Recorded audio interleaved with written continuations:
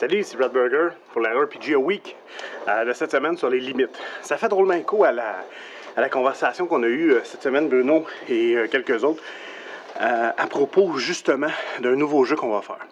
On parlait de nos limites, les outils de protection émotionnelle et tout ça. Puis, parce que ce jeu-là, de ce que j'ai entendu dire, c'était réellement particulier. Ça s'appelle Monster Hearts. Et on joue en fait tout simplement des adolescents monstres qui découvrent plein de choses. La vie, qui découvrent le fait d'être un adolescent, qui évoluent dans une école secondaire, qui comprennent pas nécessairement leurs émotions, leur sexualité, leur puberté, mais en même temps qui apprennent ce que c'est d'être un monstre. Et les limites. Les limites, j'aurais pu te répondre deux choses. Premièrement, si tu avais posé la question au gars de 7-8 ans, je t'aurais une réponse tellement tranchante, là, sérieusement, de l'intransigeance, mais à l'état peu. J'aurais dit, ben voyons non. Jamais, jamais, jamais tu vas brimer le pouvoir narratif du master. Le master fait ce qu'il veut, il dit ce qu'il veut. Puis si t'es pas à l'aise avec le sujet, ben tabarouette, ça a tout de le dire avant, ou dis-le on the spot, puis c'est ça. C'est ça. Des outils de protection émotionnelle, voyons non. Maintenant, les choses ont évolué.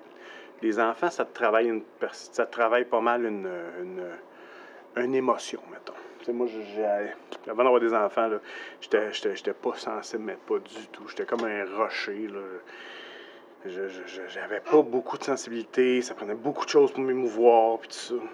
Là, j'ai eu les enfants. Bon, les enfants, là, ça a changé une vie, là, puis principalement, là, je vais faire un petit... Principalement depuis ma cocotte ici. Ma cocotte, t'as quelque chose dans la bouche, toi? Qu'est-ce que t'as dans la bouche? Bon, principalement depuis que j'ai ma cocotte. Cet été, on a vécu un petit diagnostic avec... En fait, on a failli avoir un petit diagnostic avec elle. Parce qu'à chaque fois qu'on avait des... à chaque fois qu'on avait des grippes, ça virait toujours en détresse respiratoire puis tout ça. Fait qu'on s'est ramassé à l'hôpital plusieurs fois, puis on a fait des gros séjours. Fait qu'il y a eu une hypothèse de fibrose kystique qui est sortie. Heureusement, c'est pas ça, c'est juste de l'asthme. Mais c'est des choses qui nous ont trotté dans la tête toute l'été. Fait que cet été, je vais t'avouer, j'ai eu un été très dur. Et là, tout ça pour dire que, je pense que c'est une Doritos qu'elle a mangé. C'est une Doritos qui traînait. Bon. Fait que là, ouais, c'est ça, hein, c'est rough, les Doritos. Trop petites pour manger des Doritos. Pichou. Et là, ce qui fait en sorte qu'aujourd'hui, je vais te dire les limites.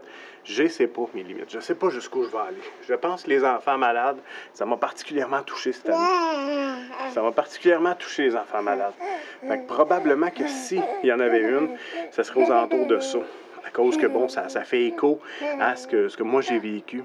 Mais je vais t'avouer que j'aime beaucoup les jeux d'horreur.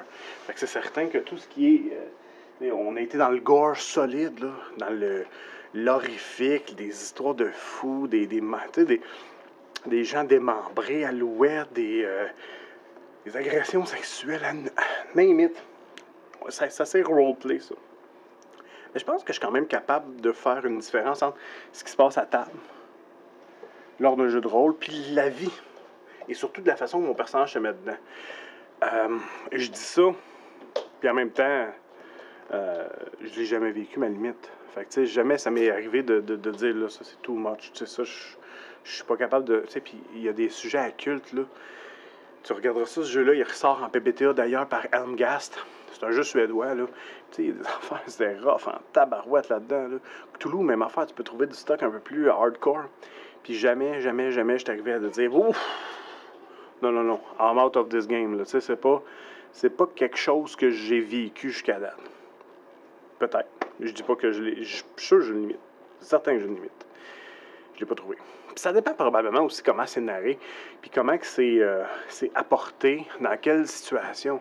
Tu sais, je sais pas à quel point tu peux, tu sais, quand tu joues à Cthulhu, quand tu joues à Culte, quand tu joues à un jeu d'horreur, à quel point tu te mets déjà la switch à horreur versus si tu joues à Donjons et Dragons, si tu joues, mettons, à whatever quoi, là, qui est peut-être moins horreur ou qui est space opéra. Tu sais, Star Wars, là, tu t'attends pas à voir des scènes de viol collectif à Star Wars. Là.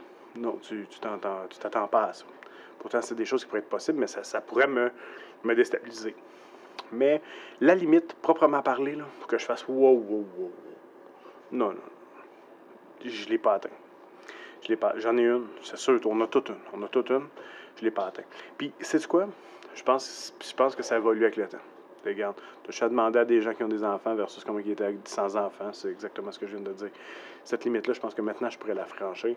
Puis probablement que ça aurait rapport avec des enfants. Si je... tu t'identifies, mettons, tu vois quelque chose, là. Mettons, je vois des enfants malades à la télévision, qu'est-ce que je pense? Je pense au jouer à la face des miens. Fait que c'est sûr que ça a cet impact-là. C'était élevé à matin. On s'en reparle bientôt. Bye bye!